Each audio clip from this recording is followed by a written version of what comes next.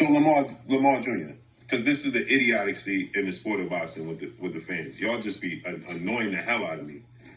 It makes zero sense. Okay, let me ask you a question, Lamar Jr. Right? Who you want to see Terrence Crawford fight in a month and a half notice after going this far negotiating with Terrence Crawford or Errol Spence? Go ahead and I'll wait. Who you gonna get to replace him in that? What big name you getting to replace him in that short span? Go ahead. Who's gonna take the fight on that short span notice? Go ahead, tell me. Go ahead, Lamar. William Harris, what's going on? Mr. Spaceman Deuce, what's going on?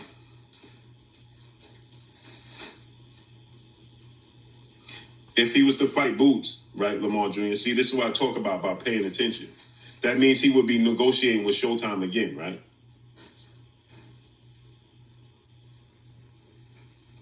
Hey, CB Sports TV, watch this now. So if he was to fight Boots right now, that means he would be going from one negotiations with Errol Spence with Showtime to another negotiation with Showtime. Houston, we have a problem. Oh, yes, we have a problem. And there's one person that can solve the problem. That's right, ladies and gentlemen, members of the jury, members of the Roll the Tape film crew. That one person that can solve the problem is Blue Blood Sports TV. Oh, yes, because Blue Blood Sports TV took credit on Everything Boxing's channel a few months ago for being a part of the process of matchmaking. And he was explaining himself that him being a part of that process of matchmaking is what caused David Evanesian to agree to the terms to fight Terrence Crawford on December the 10th, 2022 on BLK Prime. And in that process, David Evanesian was removed off of a card that was already scheduled to take place overseas on November the 19th, 2022. And let me remind you, Mr. Matchmaker, Mr. Advisor to the matchmakers, there were a minimum of 11 professional boxers, 10 on the undercard and David Evanesian's opponent, who could not fulfill their obligation to render their services and compete in the ring to get paid. Why? Because the headliner, the main event attraction, David Evanesian, would not be a part of the festivities. And so people lost money. The opportunity that they lost to make money to feed their families, they lost that because they didn't compete on that November 19th card. And so David Evanesian signed, sealed, and delivered himself to fight Terrence Crawford. Now, let me remind you, matchmaker, advisor to the matchmakers, if you forgot, David Evanesian was ranked number 6 in the WBO. So, if he's ranked number 6 in the WBO at that time, who was ranked number 2 in the WBO? You know what? It was my guy, Jerron Boots Ennis. Yes. And remember in October the 22nd to be exact, YSM Sports Media published a piece of content. He published an interview that he did with Boots' dad, Mr. Bosey. Yeah. And Mr. Bosey said that he sent a petition to the IBF so that Boots can get a shot at the IBF title. You remember that? Blue Blood Sports TV? Matchmaker?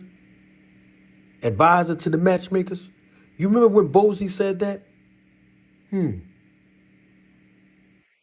But in January, at the end of January to be exact, you called Bosey. That's what you said a couple of weeks ago on your live. You called Bosey. And you asked Bosey, did he want an opportunity for his son to compete against Terrence Bud Crawford for the WBO title. You remember you wanted to take credit for that? Blue Blood Sports TV? I have a question for you on that. Because Houston, we have a problem. And you're the only person that can solve this problem. So my question is, since you called Bozy at the end of January, when Terrence Bud Crawford wasn't even signed to BLK Prime, he had no obligation to BLK Prime, why didn't you call Boots and Bozy in October? Why didn't you call them then, when they were trying the best that they could to get a shot at a world title, when Boots was ranked number 2 in the WBO? Why didn't you call Bozy and them then to give them an opportunity? You see, you want to act like you're a black activist. Yeah, so why didn't you give Boots and Mr. Bozy, black men, an opportunity to make their biggest payday and get an opportunity at the WBO title to fight Terrence Crawford when he was signed to BLK Prime? Oh, yeah, that's right. Remember when Lamar asked you that in the live chat? The guy Lamar, he asked you why is Crawford fighting a tomato. Remember that? And you called the fans idiots. You called them idiots. That's what you called your viewers, your subscribers, your supporters. You called them idiots. But you know what they did, Mr. Matchmaker, advisor to the matchmakers? They showed you how intelligent they really are. Because when you ask that question, well, who else can Terrence Bud Crawford fight in a month and a half? 6 weeks, short notice. Who else? And they all said that man's name. They said Boots. And you still didn't have enough business sense. You still did not have business etiquette. You still didn't have decorum about yourself, Mr. Matchmaker, to get on the phone and listen to what the fans said they wanted and call Bozy and Boots on that phone and see if they can strike up a deal. That's not what you did, but instead, this is what you told the fans. Well, if Crawford couldn't make a deal with Errol Spence through Showtime, how do you think that Boots could have made a deal through Showtime with Crawford? The same way he would have made a deal through Showtime if he would have did business with BLK Prime. Houston, we have a problem. And Mr. Blue Blood Sports TV, we need you to solve this problem, because we need answers.